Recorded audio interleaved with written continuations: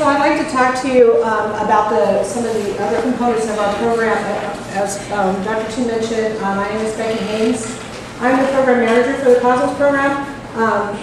This will be my fourth summer, it's hard to say, fourth summer with Cosmos here at UCSD. And I just wanted again to thank you for taking time out of a beautiful Saturday afternoon to come hear about our program, and I hope that this will motivate you to apply for the program.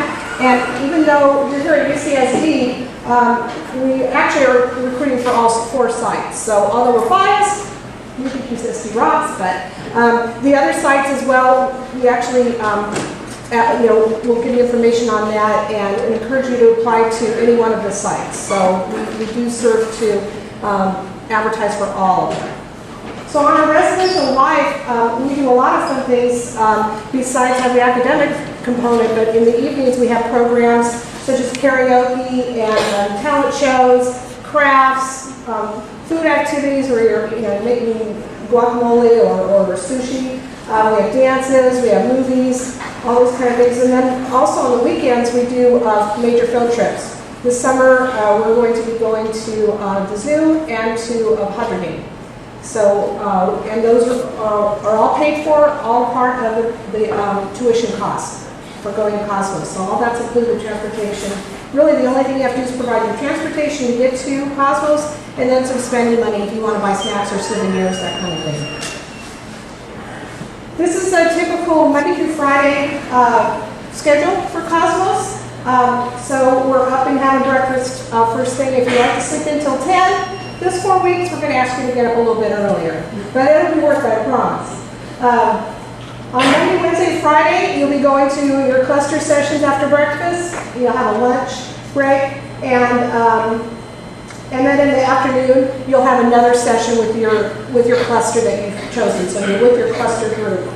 And then on Tuesdays and Thursdays, we have the Discovery Lecture Series, like Dr. Chu mentioned, where we have a variety of speakers come and talk to our students and give presentations, and also provide a Q&A at the end. So it's a great chance for students to get to talk to world-renowned scientists and researchers and engineers.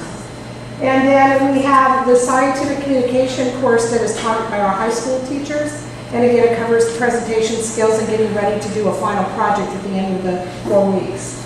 And on the second and third week of Cosmos, in the morning on Thursdays, each cluster does a presentation on what's covered in their cluster. So maybe you didn't get into your first choice, but you're really wondering what happens in molecular biology. Well, then you'll get to see a short infomercial on that cluster and ask questions that actually the students participate in producing those info sessions.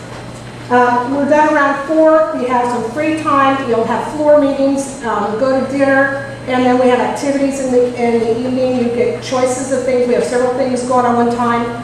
We also have free time for studying as well, putting together your final projects, maybe going to the library, working on computers. We recommend you bring a laptop if you have one. We do also rent them out to students at no cost as well. But if you have one, you should bring it.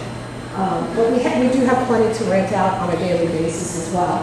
And then we have dinner stuck in the middle there, by the way. And then we have students are back in their rooms at 10, lights out at 11. And on the weekends, we're a little bit more open with that. But for the most part, this is our Monday through Friday schedule. So for coming here, I think it's really important that you get some good information about applying to Cosmos that you're not going to just get from looking on the websites or reading the flyers. So the application period starts on Monday, February 1st. At 8 o'clock in the morning. You can start your application if you'd like, and you can save it as you go along. So you get a good idea what it looks like. You can also look at there'll be a worksheet that you can actually print out if you want to look and see what the questions are ahead of time and look at what information you'll need. So you can certainly print that out too. There is a $30 application fee. Everybody must pay that. It's non-refundable. If that's a problem for you, you should talk to your school. A lot of times the counselors or the teachers are aware of funds that are available to help cover that if that's an issue for you. Also, when you apply for Cosmos, at that time you can also apply for financial aid. If you get free or reduced lunch, and you're in that program and you can show documentation that you are, then you get to go to Cosmos for free, other than the $30 you go for free. But like Dr. Tu mentioned, everybody is getting a scholarship if you live in California. Everyone gets the $4,000 plus to cover the remaining balance of what it costs to go to Cosmos. And then there are prerequisites for a lot of the clusters, in fact, most of them. So please look at that, because if you don't qualify, your application will not be considered. So please pay attention to the prerequisites for each of the clusters. Our admission is competitive. Last summer, we accepted 1 out of 3 applications. I think it'll be higher this year, just because of the response we're getting for the various recruitment events that we've done and the questions that we've received. I'm really thinking it's going to be more like 1 out of 4, at least for here. I can't speak for the other sites because I don't know their numbers as well, but I can tell you for us it's probably going to be at least 1 out of 3, more like 1 out of 4 students.